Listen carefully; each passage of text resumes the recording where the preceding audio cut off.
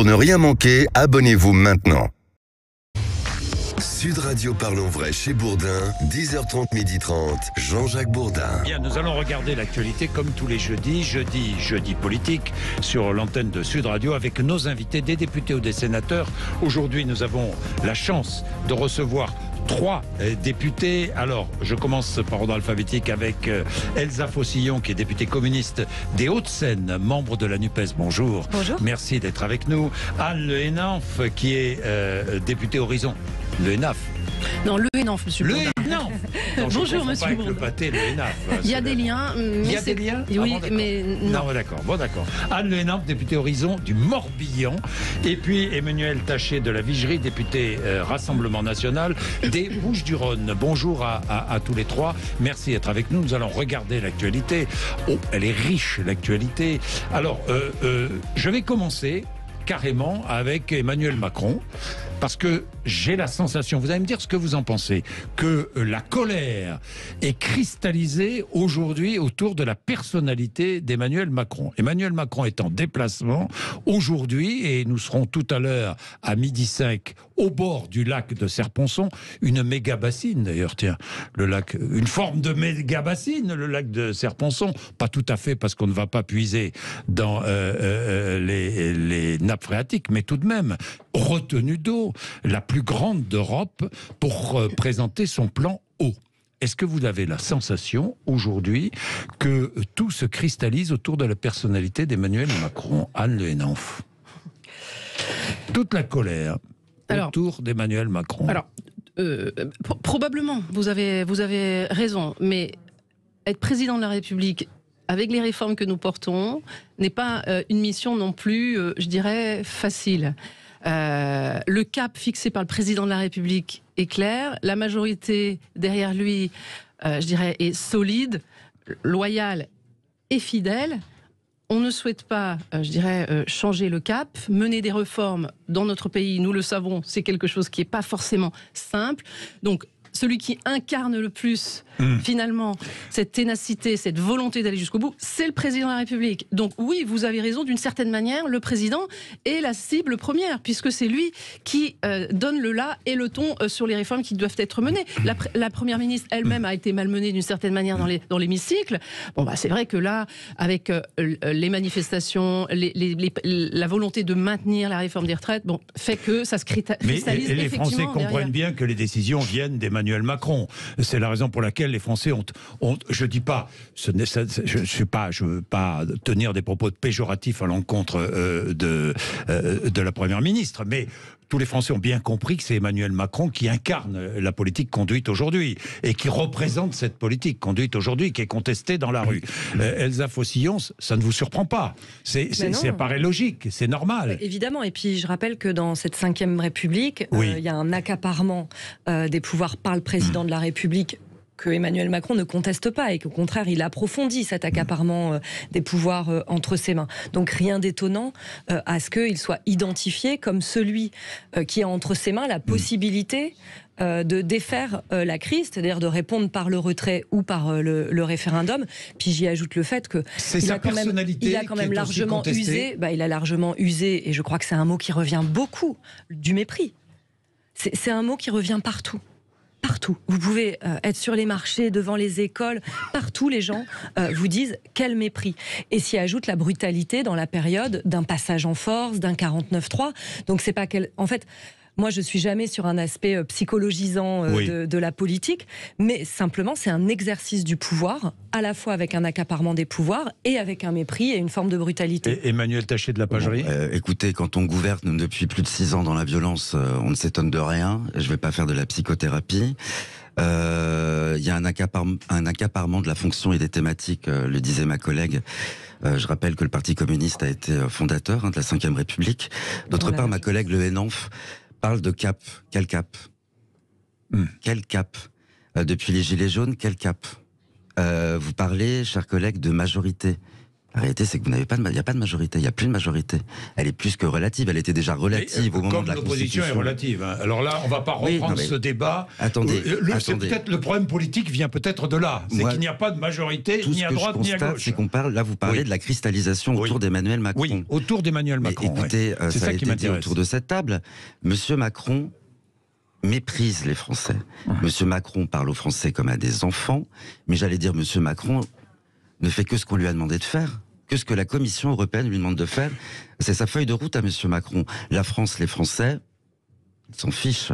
C'est la Commission européenne, Elsa Faucillon, qui guide la politique française ? Moi, si vous voulez, ce que je constate surtout, c'est que Emmanuel Macron se glisse très bien dans les directions prises par la Commission européenne. On a aujourd'hui une Europe qui est très largement drivée par des principes néolibéraux. Et Emmanuel Macron ne les conteste pas. C'est-à-dire que il y a l'idée que quelque part, on se lie les mains nous-mêmes au niveau européen. On valide totalement les choix qui sont faits. Donc après, il ne faut pas dire qu'on est contraint par la Commission européenne quand nous-mêmes, on valide l'ensemble de ces principes.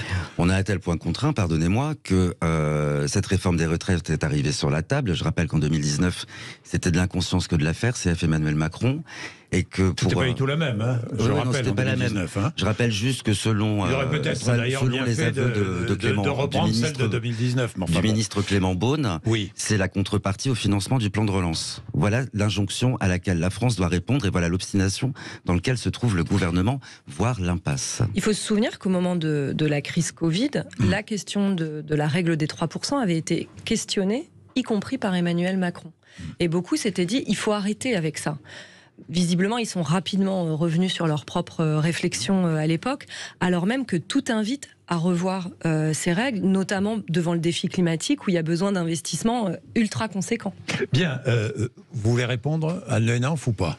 Non, oui. Ou on passe à autre chose ? Non. Bah, parce qu'on peut passer à autre chose. Non, notamment à l'ordre du jour de la rencontre qu'on ne connaît pas vraiment, de la rencontre entre Elisabeth Borne et les syndicats la semaine prochaine. Ce que je veux juste dire, c'est qu'on a l'impression que lorsque j'écoute les personnes autour de cette table, mais même certaines personnalités politiques, qu'il y a une grande découverte, une grande surprise sur la réforme des retraites. Ce qui n'est pas le cas. Emmanuel Macron a été élu président de la République sur un programme que nous avons relayé pendant les législatives. Nous ne nous sommes jamais cachés sur la nécessité de refaire les réformes.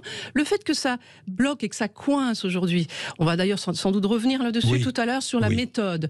Eh bien, je dirais que ce n'est pas une raison suffisante pour, je dirais, accuser le président de la République d'être autoritaire et cristalliser toute cette haine autour de lui.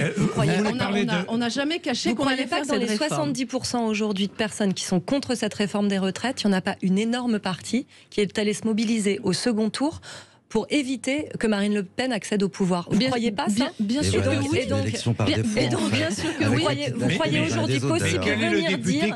Vous croyez possible de dire aujourd'hui à ces Français et ces Françaises qui se mobilisent, vous avez voté pour lui pour ce programme. C'est quand même...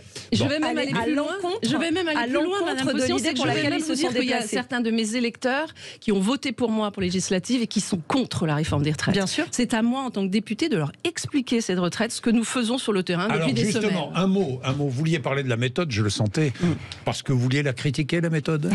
Alors, écoutez, je fais partie de la majorité. Je sais, mais vous avez peut-être oublié, Monsieur Bourdin. Vous êtes Horizon. Horizon. C'est très particulier, parce qu'Horizon, c'est Édouard Philippe, hein, je le rappelle. Et Édouard Philippe critique la méthode ou pas ? Est-ce que vous critiquez la méthode du gouvernement ? Alors, en fait, c'est comme un témoignage que je vais faire, puisque je le vis de l'intérieur. Cela ne vous a pas échappé. Mais j'ai bien compris. Je vis cela de l'intérieur. Oui. Nous sommes dans la majorité présidentielle. Jamais Édouard Philippe, ni Laurent Marcangeli, le président de notre groupe, à aucun moment n'a, je dirais, hésité sur le fait que nous appartenons à la majorité, que nous sommes loyaux et présents. Ça, on l'a compris. Et non seulement ça, mais nous sommes solides. Oui.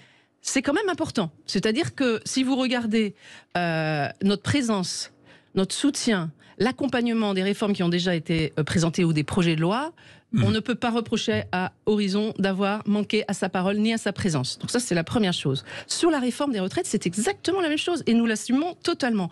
En termes de méthode, il est vrai que et ni Laurent Marcangeli ni d'autres au sein de la majorité dans mon groupe Horizon n'ont finalement dit que tout allait dans le meilleur des mondes. Oui, il faut quand même être responsable. Disons clairement les choses. Il y a des fois où effectivement nous aurions préféré peut-être plus en amont travailler sur les textes. Donc oui, et c'est ce que la Première ministre s'est engagée à faire avec la consultation pendant les 3 semaines à venir qui vont permettre aux représentants politiques qui souhaitent nous rejoindre et qui représentent le socle républicain, eh bien de travailler différemment. Alors justement, c'est très intéressant puisque vous nous conduisez au sujet suivant, cette rencontre. Et puis je voudrais quand même mettre les choses en perspective parce que le Conseil constitutionnel a fixé au 14 avril la date de sa décision, c'est-à-dire que le Conseil constitutionnel décidera le 14 avril, rendra sa décision, la rendra publique le 14 avril, 3 semaines, concertation jusqu'au 14 avril. Est-ce que le gouvernement est en train d'essayer de gagner du temps? Est-ce que sur le fond, il peut y avoir une ouverture de la part du gouvernement? Certains syndicats sont prêts à discuter et peut-être à remettre en cause une partie de la réforme et à accepter une partie de la réforme. Nous allons parler de tout cela dans 2 minutes, 11h14. Jean-Jacques Bourdin. Bien, 11h17, rencontre, nous verrons bien. D'abord, est-ce que tous les syndicats iront? Apparemment, oui. Quoique la CGT, on n'a pas la réponse officielle, parce que c'est compliqué la CGT, Elsa Fossy, en ce moment. Visiblement, le congrès est compliqué. Après, on est dans une période où le syndicalisme est quand même confronté à de grandes difficultés, et à la fois dans un mouvement social où il a montré son utilité dans le pays, le syndicalisme. Et son unité également. Tout le monde la salue, et de fait, elle a été un point d'appui extrêmement important dans la bataille. J'espère qu'elle va continuer à l'être. Donc évidemment, je regarde avec attention le congrès de la CGT parce que cette unité au sein de la CGT, elle compte aussi pour l'unité syndicale. Bien, Elisabeth Borne va recevoir donc les syndicats. Nous verrons bien si la CGT s'y rendra ou pas, s'il y aura une délégation de la CGT. Ce qu'on sait, c'est que la CFDT a dit oui, d'autres aussi ont dit oui, la CFTC a dit oui. Bon, maintenant, le patron de Laurent Berger, le patron de la CFDT, a été très clair, pas question de revenir sur les 64 ans. Bon, donc nous partirons si nous ne revenons pas sur les 64 ans. Est-ce qu'il y a une possibilité, vous qui êtes dans la majorité, qu'Elisabeth Borne ouvre la porte à une discussion sur la mesure d'âge, les 64 ans? Oui ou non? Personne autour de la table ici ne peut le savoir. Moi y compris ne sait ce que la Première ministre va dire aux syndicats qu'elle va recevoir mercredi prochain, parce que la date est connue vraisemblablement. C'est mercredi, oui. Voilà. Eh bien, je ne sais pas, en tant que membre de la majorité, ce que la Première ministre va dire. La seule chose que je sais, c'est que la main, elle est tendue, qu'il n'y a a priori aucun sujet tabou. Maintenant, donc les 64 ans, ce n'est pas tabou. Donc l'ordre du jour des discussions de mercredi, je ne le connais pas, mais la Première ministre est dans une démarche d'ouverture, de main tendue, d'échange. Donc c'est une démarche qui me semble positive, Est-ce ouverte. que la majorité est en train de chercher une porte de sortie? Disons clairement les choses. Emmanuel Macron est-il en train de chercher une porte de sortie? Alors, une porte de sortie, je trouve que c'est une connotation un petit peu négative. Bon. Donc, je ne dirais pas ça. Je dirais simplement de trouver finalement des alliés, des avancées, des partenaires, un élargissement de la base. Oui, clairement. Oui. Et c'est nécessaire, puisque nous n'allons pas pouvoir continuer à vivre dans ce contexte de tension. Et on a cette capacité-là. On a cette capacité-là parce que ce soit à l'Assemblée nationale ou que ce soit à l'extérieur, dans l'environnement politique, il y a des personnalités qui sont très peu éloignées de la vision de la France, les réformes que nous voulons mener. Donc je ne suis pas très inquiète. Sauf que je rappelle aussi, il y a un élément qu'il faut prendre en compte, c'est que la réforme des retraites a été adoptée et qu'elle est en ce moment sur le bureau du Conseil constitutionnel. Et est-ce que le gouvernement ne va pas se réfugier, Emmanuel Macron, derrière la décision du Conseil constitutionnel, essayant de gagner du temps Moi, je pose la question, essayant de gagner du temps pour finalement que cette réforme soit adoptée. On n'en est pas, si vous voulez, on n'en est pas à la notion de gagner du temps, détourner le sujet, parler d'autre chose. Non, franchement, nous sommes des gens responsables. Si on n'est pas dans une stratégie de l'étouffement, je ne sais pas dans quoi on est en fait. Je ne sais pas, vous avez un mur en face, vous êtes les seuls à ne pas l'avoir vu. Non, c'est que c'est comme une bagnole qui est lancée à 300 km/h. Qui a des parpaings en face d'elle à 5 mètres, mais qui ne sait pas qui va se les prendre en fait. Le point commun entre l'extrême gauche et l'extrême droite, c'est que vous avez une vision... Madame, je suis comme vous, je suis parlementaire, donc il n'y a pas d'extrême gauche, il n'y a pas d'extrême droite. En fait, politiquement, on me parle d'horizon et j'assume totalement mon positionnement politique. Je m'adresse en face de moi à l'extrême gauche et à l'extrême droite. Eh bien... contrairement à vous qui avez une vision très pessimiste, négative, et je dirais que c'est presque nécessaire pour vous d'avoir ce genre de discours pour aller en frontal face à Emmanuel Macron et au gouvernement. Moi, ma position, c'est que nous sommes des gens responsables. On souhaite sortir par le haut. C'est une expression qui me conviendrait mieux par rapport à une porte de sortie, si je peux me permettre de le reprendre.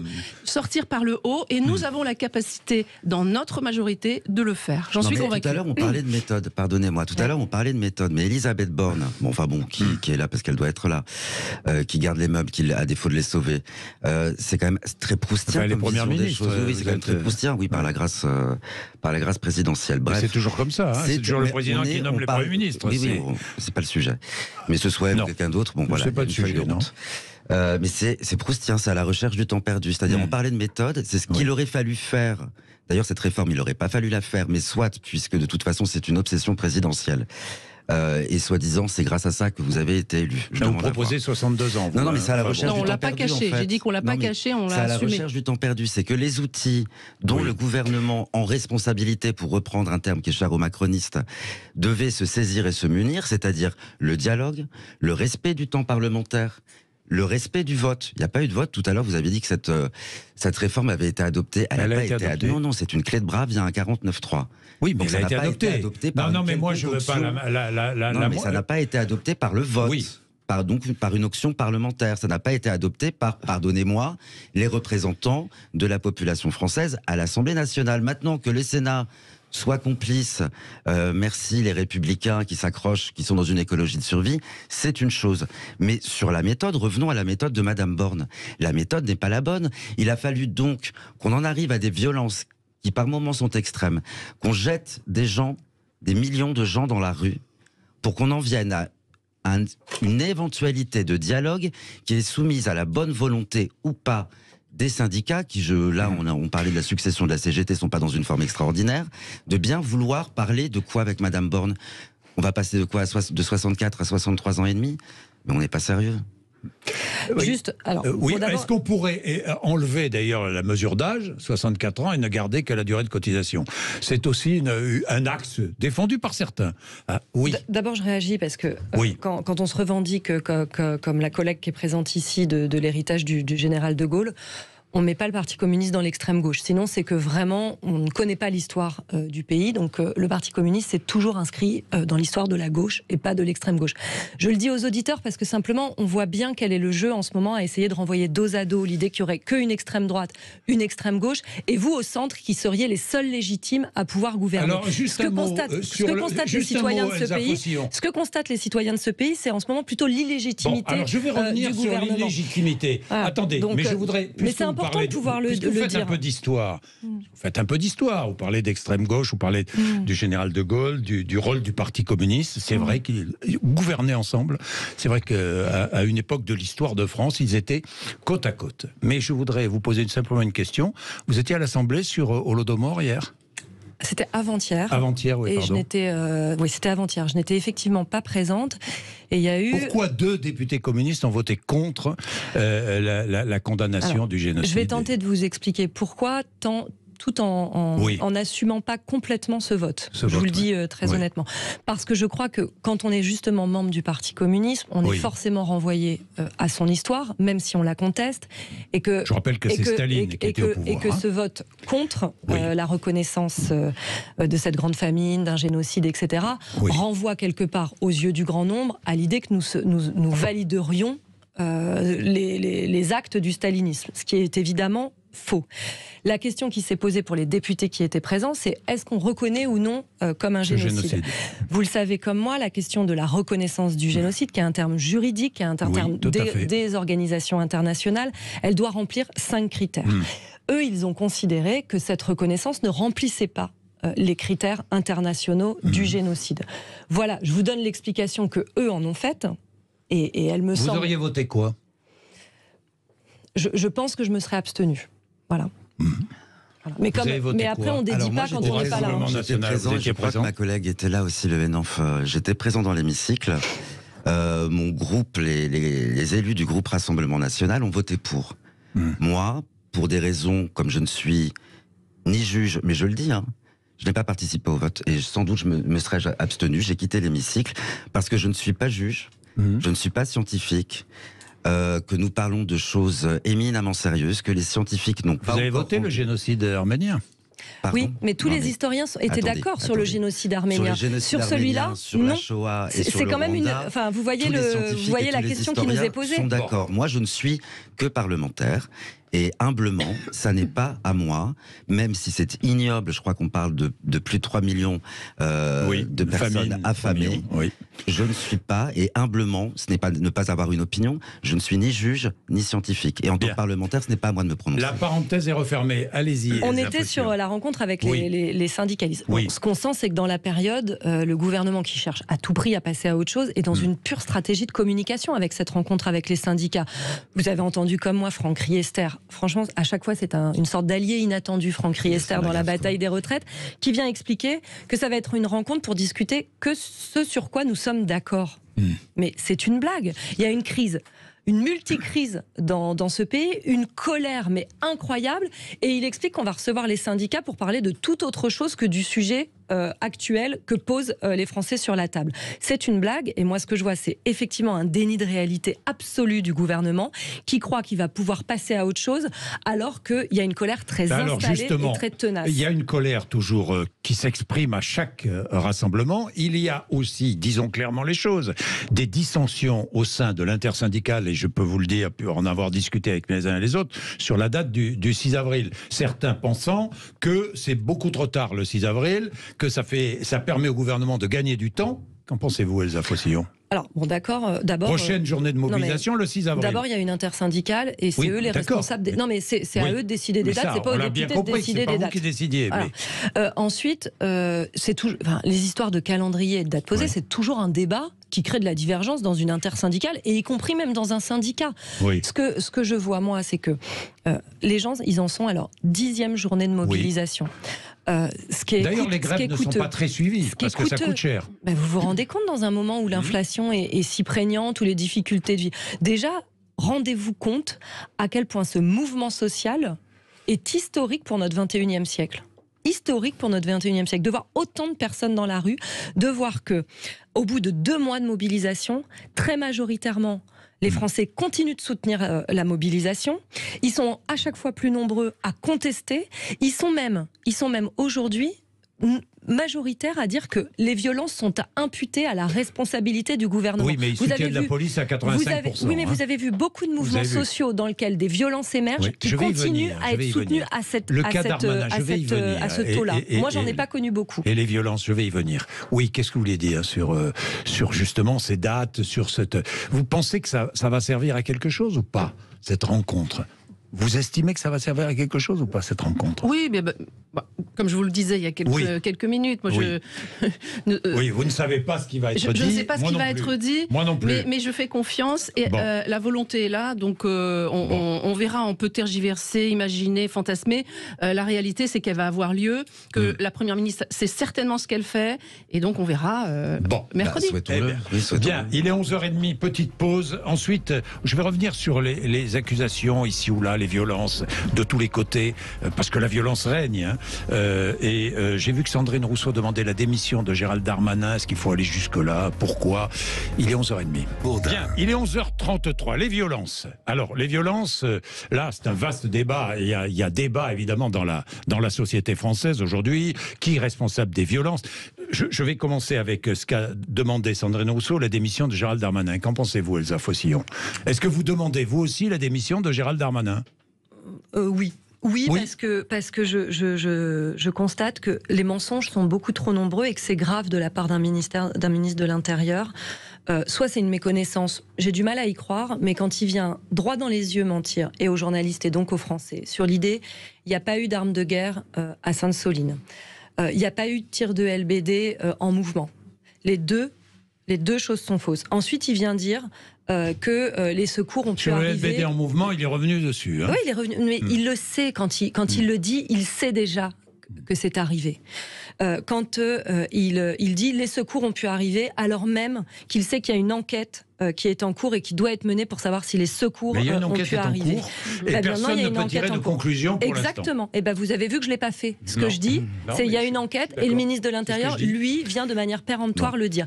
Et si vous voulez, je trouve que, y compris sur la question aujourd'hui du maintien de l'ordre, il y a une question qui est posée au pays et que le ministre de l'Intérieur n'a pas l'air de se poser. Je rappelle que quand il y a la mort de Malik Oussekine, en 2 jours, le ministre, il démissionne. Oui, mais Malik Oussekine n'était pas un manifestant. Et qu'est-ce qu'on fait d'autre ? Vous vous rappelez, hein ? Bien sûr. Et qu'est-ce qu'on fait d'autre ? Il sortait de chez lui. On décide que le maintien de l'ordre doit être réinterrogé. Et ce qu'on dit, c'est on aura une politique de maintien de l'ordre du 0 mort. C'est-à-dire que la technique du maintien de l'ordre change en se disant, même s'il y a des biens publics qui sont abîmés, nous, ce qu'on veut surtout pas, c'est qu'il y ait des gens qui meurent dans le cadre du maintien de l'ordre. Et je crois qu'aujourd'hui, on doit se poser cette question dans le maintien de l'ordre. C'est pour ça qu'on demande, il y a eu une pétition qui a été mise en ligne sur l'existence des braves M, parce que cette technique d'intervention, elle ne peut que créer de grands blessés. Et donc, il faut arrêter avec ça. Et ce que je vois, c'est un ministre de l'Intérieur qui ne prend pas la mesure de ça et qui, au contraire, est plutôt dans l'escalade. Vous êtes d'accord ? Non, évidemment, je suis pas d'accord. Bah si, j'ai l'impression que vous demandez la démission de Gérald Darmanin. Darmanin, elle date pas d'aujourd'hui, elle est évidente depuis ce qui s'est passé au Stade de France. Donc vous êtes d'accord. Mais depuis le mensonge énorme du Stade de France. Non mais écoutez, le fait de voir les mêmes choses ne veut pas dire qu'on soit d'accord. Après, on peut avoir une opinion et la constater.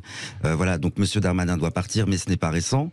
Maintenant, donc vous êtes d'accord. Effectivement, et comme vous le disiez, il y a, si violence il y a, des enquêtes à faire. Je tiens à rappeler juste que quand un homme ou une femme intègre la police ou la gendarmerie, il le fait pour protéger et servir, et pas pour s'en prendre à ses concitoyens. C'est ce que dit Gérald Darmanin. Je rappelle aussi que le taux de suicide chez les fonctionnaires de la police fait partie du plus élevé. Bon voilà. De quoi parle-t-on ? Là, on était quoi ? Sur la démission sur Sainte-Soline ? C'est la démission. Vous demandez la démission. Manifestation non autorisée, pas interdite par la préfecture.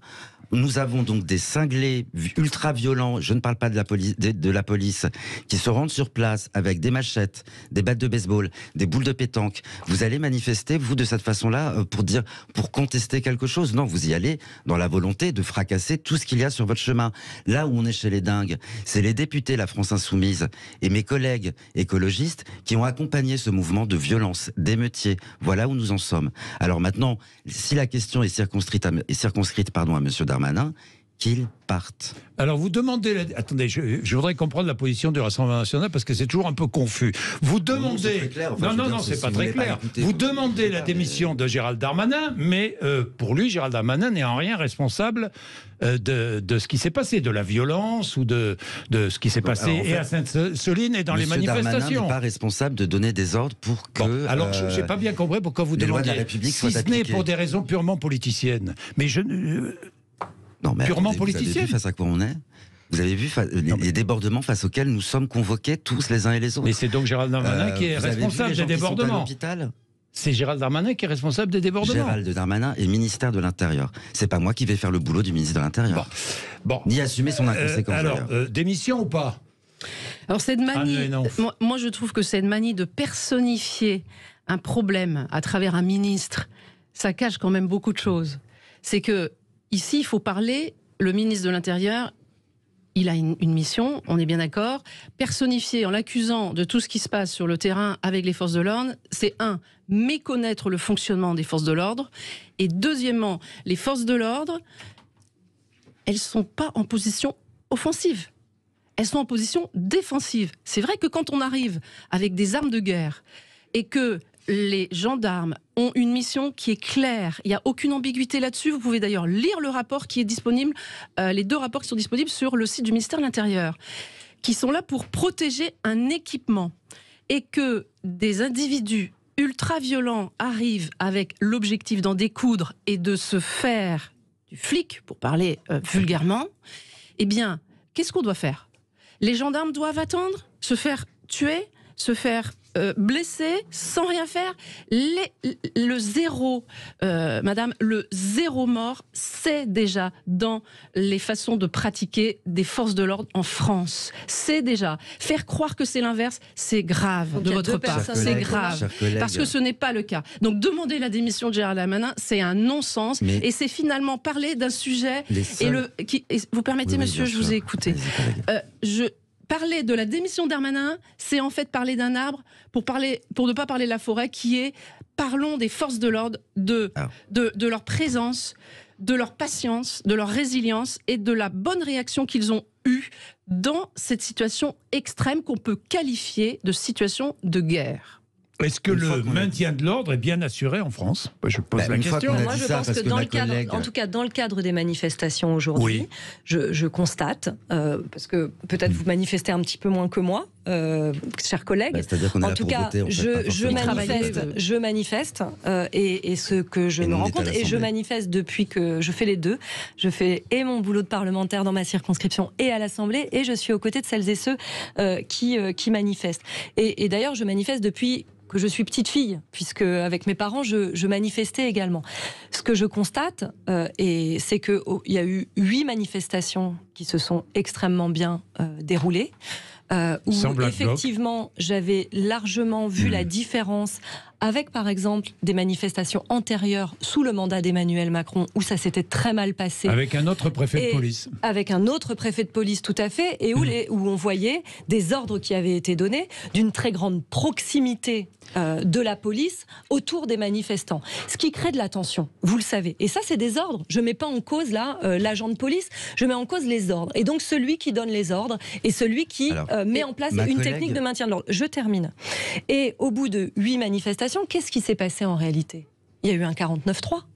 Il y a eu une brutalité, une montée en tension dans le pays. Il n'y a qu'à partir de là, finalement, qu'on a vu les choses devenir plus violentes. Mais quand on parle de violence, je tiens quand même à mettre pas là lors des premières manifestations. Sauf que les manifestations le soir, il n'y avait pas de Black Bloc. Il y avait des jeunes qui manifestaient en colère. Et je suis désolée, je mets pas un trait d'égalité entre celui qui vient avec une hache à Sainte-Soline et celui qui brûle le gentil manifestant. C'est très très sympa de vous écouter, madame. Le gentil manifestant existe, mais celui qui est là et celui qui est là appelé par l'extérieur à être présent, ça c'est un autre sujet. Et à quel moment vous répondez aux gens qui ne sont pas violents? C'est quoi la réponse du gouvernement au bout de 8 manifestations, de 3,5 millions de gens dans le pays et de 70% de la population qui est contre? Madame. Vous ne croyez pas que la violence, à un moment, c'est la réponse que trouvent parfois des gens à ne pas être entendus? Et ça, c'est de votre responsabilité. Oui, mais parce que vous faites un amalgame, parce que politiquement, ça vous intéresse, mais les gens qui manifestent pour exprimer leur idée, c'est tout à fait respectable.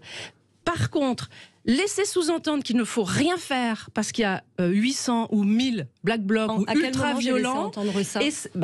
Vous me demandez quelle est la réponse que le gouvernement peut apporter. Je vous parle de la réponse politique. La réponse politique. Il y a déjà une réponse. Comme au moment des Gilets jaunes. Soyons responsables. Nous le sommes. La réponse qui n'arrive que quand la violence émerge. Nous allons effectivement, et c'est le cas, il y a des enquêtes en cours, il y a des rapports qui sont également en cours, il y a des évolutions, il y aura Non mais tout ça a été prévisible. On ne parle pas de la même chose. Oui, mais sauf que quand on appelle à la violence...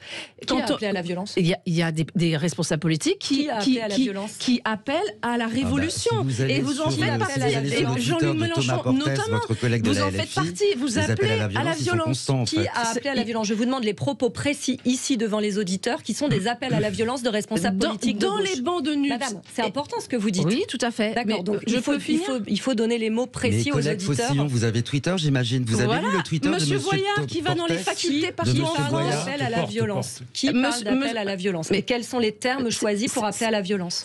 Si vous posez 10 fois la question, effectivement, je ne pourrais pas vous répondre. Donc j'ai compris votre question, donc je peux y répondre dorénavant.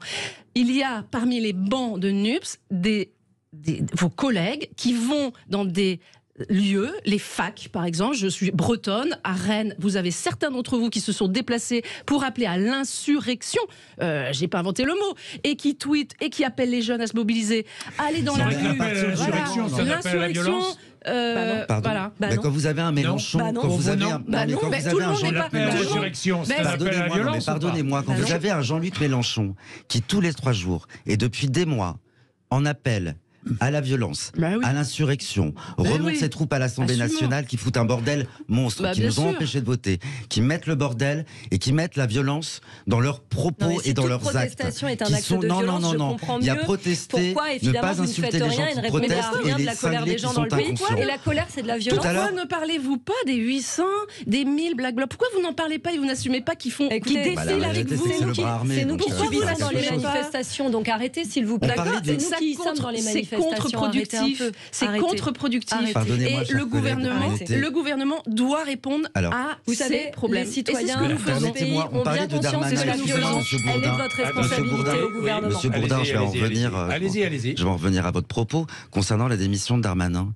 Mais en fait, tout le disqualifie. Vous avez vu les chiffres de l'insécurité, que ce soit sur les biens ou les personnes? Regardons-les froidement. Ça n'a jamais été aussi grave en France, l'insécurité. Les vols, les violences sur les personnes, les appropriations de biens, je ne parle pas des viols. Quels sont les chiffres de M. Darmanin qui justifient qu'il reste ministre de l'Intérieur? Au-delà de ça, quelle est son action? Puisque dans son portefeuille, il a les Outre-mer. Concernant les Outre-mer, vous direz que je digresse. Quand on voit la situation à Mayotte, est-il normal que, bouffé, rongé par l'insécurité, cette île soit livrée, et l'immigration illégale, cette île soit livrée à elle-même? Sur un autre sujet, sur un plan sanitaire, est-il normal que 300 000 de nos compatriotes des DOM-TOM n'aient pas accès à l'eau courante? Donc, Monsieur Darmanin, on ne va pas se cacher derrière les manifestations, à un bilan qui frôle le zéro, Monsieur Darmanin doit partir, qu'il prenne ses responsabilités. Dans la vie, nous trois, on a pris nos responsabilités en se présentant à l'élection législative. On assume nos mandats, j'imagine très bien, les uns et les autres. Moi, demain, si je fais une boulette, mais qui m'engage et qui fait que je ne puisse plus me présenter devant les Arlésiens, je dégage. Monsieur Darmanin doit partir. Bon. Tiens, une petite parenthèse, vous êtes arlésien, vous défendez la corrida? Bien sûr. À fond. J'ai été un des fers de lance de la défense de la corrida. Je sais, c'est pour ça. C'est pour ça que je vous pose la question au passage. D'ailleurs, elle commence le week-end prochain. Vous aussi? Moi, je portais le texte. On n'a pas eu la chance d'étudier le texte, je le regrette, puisqu'on nous a coupé la parole juste avant qu'on puisse s'exprimer. Caron, en fait. Mais en fait, effectivement, moi, je portais le texte pour Horizon et également. Elsa Fossillon? Non, je suis contre la corrida. Il est 11h47, à tout de suite. Jean-Jacques Bourdin. Bien, de quoi allons-nous parler? Bien, vous me le demandiez, là, pendant la pub. Vous savez, ici, on est direct, Elsa Fossillon, je peux vous le dire. Alors, écoutez, vous savez ce qu'on fait ici? La priorité, justement. Les auditeurs, la priorité, ce sont les auditeurs. Guy est là. Bonjour, Guy. Oui, bonjour. Oh là là, je vous entends mal, Guy. Où êtes-vous? Vous êtes perdu, au fin fond de la Seine-et-Marne, là. J'appelle de la Seine-et-Marne, oui. Oui. Fidèle au poste, mais toujours un peu en retard pour vous prendre. C'est pour ça que... Bon, alors allez-y, qu'est-ce que vous vouliez dire? Sur la police, vous voulez dire quelque chose? Ce qu'il faudrait dire à vos intervenants et à certains révolutionnaires, entre guillemets, c'est qu'il faudrait arrêter avec le syndrome de Malik Oussekine, quand même. Malik Oussekine, ça va faire 40 ans. La société a évolué, donc on est dans une société apaisée, normalement. Donc on fait les choses pour apaiser ou on fait les choses pour envenimer. Et il faut dire à vos révolutionnaires en pantoufles que la révolution de 1789, ça a été une révolution de passage de privilèges. Les privilèges de la caste à une autre caste, à savoir de la noblesse à la bourgeoisie. Et maintenant, ce que voudraient faire nos bons révolutionnaires, c'est faire la révolution pour que ce soit la dernière partie, la dernière tranche du tiers-État qui viennent au pouvoir. Bon. Pour amener quoi? Mais alors, Guy, vous dites... On n'a pas compris. Oui, vous dites la force est à la loi, si j'ai bien compris. La force est à la loi et il faut quelqu'un qui remette en place ce pays par l'équerre l'aplomb et le niveau. Bien, Voilà. eh ben voilà, merci Guy. Cette demande d'autoritarisme. D'autorité. Ou d'autorité. Mais attendez, D'autorité. mais il y a aussi... Je rappelle quand même à Guy que des morts dans le cadre de manifestations et dues au maintien de l'ordre, il y en a eu depuis Malik Oussekine. C'est pas le dernier en 40 ans. Et justement, les techniques de désescalade, elles ont permis qu'il n'y ait pas de morts dans la police, dans le cadre des manifestations et de ce maintien de l'ordre. Donc il y en a eu. Non, c'est simplement parce que dire depuis 40 ans, il n'y a pas eu, etc. D'abord, bon, pour la mémoire de Malik Oussekine, c'est un peu rude. Oui. Mais surtout, il y a eu encore des morts. En plus, il y a effectivement une demande, pardonnez-moi, il y a effectivement une demande d'autorité. Et ce monsieur a parfaitement raison, il est légitime. L'autorité, c'est quoi? C'est la loi et le cadre républicain. Et on a, quand il parle moi j'appelle ça des révolutionnaires en carton, bien que pour moi ce soit des fous dangereux. Effectivement, ma collègue Faucillon, mais qui sont ces non mais moi dangereux. Je suis obligé, en fait, ce qui est terrible, c'est que ceux qui veulent mettre à bas le capitalisme, est obligé de défendre, la promotion de la paresse, de la France insoumise. C'est pas obligé du tout. J'ai mon libre arbitre et la pleine conscience, vous savez. Donc il y a une demande d'autorité dans ce pays. Il n'y a pas de demande. Qui sont ces fous furieux? Qui sont ces fous furieux? Je les ai cités, la France insoumise. Ce sont des fous furieux. Ils hystérisent absolument tout. Ce qu'ils veulent faire, c'est saper l'édifice républicain. Ils ne veulent pas de cadres, ils ne veulent pas de nos institutions, alors que les gens veulent plus de cadres, un cadre bien administré, et que nos institutions républicaines vivent. Nous devons en être la manifestation. Maintenant, pourquoi est-ce que vous votez des motions de censure ensemble? Je comprends pas très bien. Là. Non mais attendez, voter une motion de censure, ça n'a jamais fait un programme commun. Voilà. Non, mais ça rassemble les idées. Non, mais vous êtes tous gentils autour de la table. Moi, je rappelle qu'en face de moi au second tour, j'avais toute la droite locale qui appelait à voter NUPES pour pas avoir un député Rassemblement National. Monsieur Carolis, en fait, bon courage. Non, c'était un socialiste. Mais enfin, 55% au second tour. Pas de mépris pour lui, quand même. Non. Ah ben, j'ai pas de mépris vu la façon dont il s'est rétamé. C'est pas ça le sujet. En fait, j'ai du mépris. J'ai du mépris pour les gens qui, à un moment, disent. Et le font constamment, non, le Rassemblement National, droite, gauche confondue et syndicats, et le peuple dit autre chose. Voilà. Alors maintenant, pour en revenir à ce que dit l'auditeur, oui, les gens veulent un cadre. Et oui, les gens veulent que la loi de la République soit respectée. Et est-ce qu'on ne va pas, autorité, c'est bien, mais vers un autoritarisme? Parce qu'autoritarisme, je me méfie beaucoup de... tout le monde demande un peu demande de l'autorité, de la responsabilité. Je préfère le mot responsabilité, moi, à autorité, parce que autorité, ça englobe beaucoup. C'est pas, bon. Je sais pas, qu'est-ce que vous en pensez? Vous pensez qu'on est... Aujourd'hui, il y a une aspiration dans ce pays Alors c'est pas du tout. Alors c'est fou parce que c'est absolument pas ce que que moi je perçois.